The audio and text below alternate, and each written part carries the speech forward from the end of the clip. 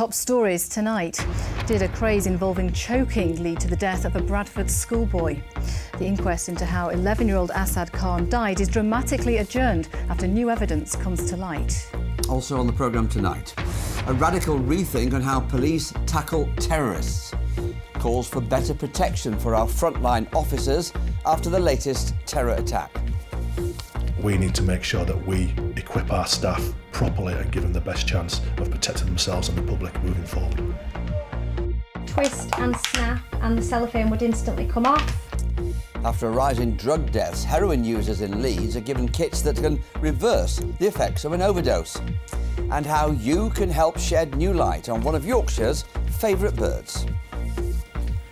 Well, this was Harrogate this afternoon, and there's quite a bit more rain to come. A warning in place for the Pennines. Join me for the very latest.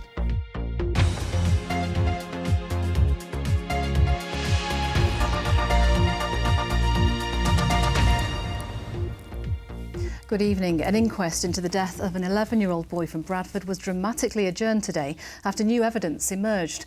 Asad Khan, a pupil at Beckfoot Upper Heaton School, was found hanging in his bedroom last September. The inquest was expected to examine whether Asad had been bullied, but the new evidence suggests pupils at school may have been playing a choking game in the weeks before Asad's death. Here's our Home Affairs correspondent, Spencer Stokes. 11-year-old Asad Khan had been at Beckfoot Upper Heaton School for less than a month when he was found hanging in his bedroom last September. He was taken to hospital but died a short time later. The initial investigation centred on whether Asad had been bullied in those first few days at school, but new information has now come to light. The new evidence relates to a so-called choking game that students had been playing.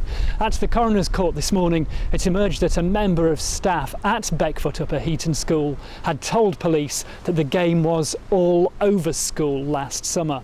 However, the Khan family solicitor only learned of that new information this morning, leading to the inquest being adjourned. It turns out it's some horrible game, and one wonders about the school's duty of care if such a dangerous practice was known to the kids and they were indulging in it.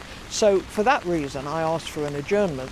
The choking stunt was reported as becoming a phenomenon last summer. The intention is to induce a euphoric high by depriving the brain of oxygen, but there can be fatal consequences. Asad's death had a huge impact on Bradford, and thousands of people attended the 11-year-old's funeral. At the time, his mother, Fareen Jan, said, "The pain of losing your child cannot be described. I witnessed him giving up. I cried for help, prayed he would start breathing, looked at the doctors with hope that they would save him, but his time was up." Other family members were at today's inquest and expressed frustration at the delay. The family are very disappointed in what's happened today, and they've been wanting closure, and this has been 6 months now that this has been going on, and they've got other children at home, so surely they want to move on with their lives, but with scenarios like this it's very, very difficult. Coroner's inquests try to establish whether lessons can be learned following a death. Any evidence of a choking game at Asad's school could now feed into the coroner's final verdict. If this was all over the school, as the student manager has said at the time of Asad's death, then something needs to be done to protect young children and to alert their parents. At the time of Asad's death, Beckfoot Upper Heaton School said that it was aware of speculation about the circumstances of his death, but reassured parents the school community is a happy one. The school's solicitor didn't object to today's adjournment. The inquest into Asad's death will resume next month. Spencer Stokes, BBC Look North, Bradford. Next,